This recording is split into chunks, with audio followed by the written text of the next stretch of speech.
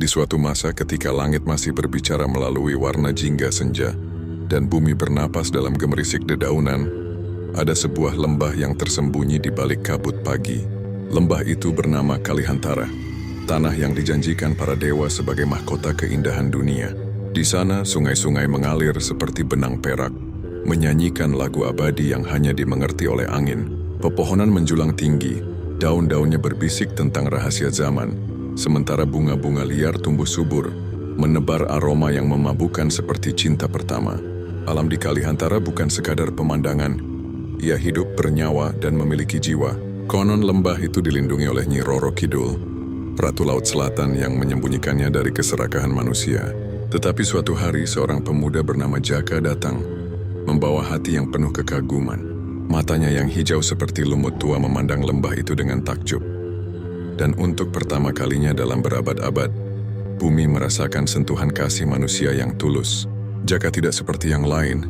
Ia duduk di tepi sungai mendengarkan suara air yang mengalir, seolah-olah ia memahami bahasa mereka. Ia menanam benang-benang harapan di tanah subur, dan sebagai balasan, pohon-pohon berbuah manis, bunga-bunga mekar lebih lebat, dan binatang-binatang liar mendekat tanpa takut.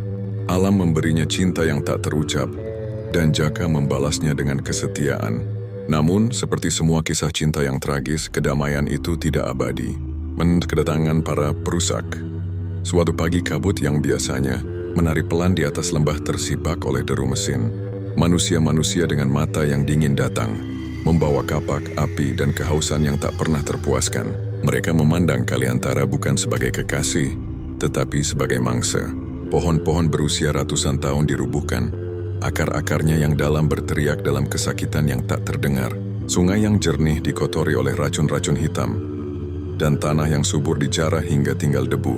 Jaka berdiri di tengah kehancuran itu, hatinya hancur berkeping-keping. Ia melihat bagaimana bunga-bunga layu sebelum waktunya, bagaimana burung-burung terbang menjauh dengan kepakan sayap yang putus asa. Bahkan angin yang dulu bernyanyi kini hanya mendesah pilu. Dan kemudian bumi mulai mengingat tuai kemarahan yang tertidur. Legenda mengatakan bahwa Kalihantara bukan hanya tanah, ia adalah tubuh seorang dewi yang tertidur, Dewi Sri, yang dikutuk menjadi lembah karena mencintai manusia yang salah. Dan ketika manusia kembali melukainya, kutukan itu perlahan terpecah. Malam itu gempa kecil mengguncang, akar-akar pohon yang mati bergerak seperti tangan yang bangkit dari kubur. Kabut tebal menyelimuti lembah, dan dari dalam tanah suara perempuan terdengar, meratap dalam bahasa yang sudah lama dilupakan. Jaka merasakan getarannya. Ia berlutut, menanamkan tangannya ke tanah, merasakan detak jantung bumi yang semakin kencang. "Maafkan mereka," bisiknya, meski ia tahu alam tidak lagi mendengar. Pembalasan sang dewi. Ketika fajar menyingsing, para perusak itu sudah tidak ada lagi. Mereka hilang tanpa jejak, seolah-olah ditelan oleh bumi sendiri. Yang tersisa hanyalah keheningan dan Jaka, yang kini duduk di bawah satu-satunya pohon yang masih hidup, pohon beringin besar yang konon adalah jelmaan Dewi Sri. Daun-daunnya bergemerisik, seolah berkata, "Mengapa kau tidak pergi?" Jaka tersenyum getir. "Karena aku mencintaimu," jawabnya dalam hati, dan pohon itu pun menangis. Getahnya mengalir seperti air mata, membasahi tanah yang sudah mati. Sejak hari itu, Kalihantara berubah.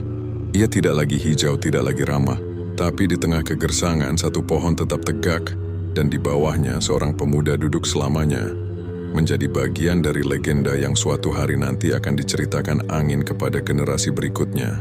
Dan bumi pun mengingat cinta terakhir manusia yang tulus. Cerita ini adalah kisah tentang cinta, kehancuran, dan mitos yang hidup dalam setiap tetes hujan, dalam setiap helai rumput yang terinjak.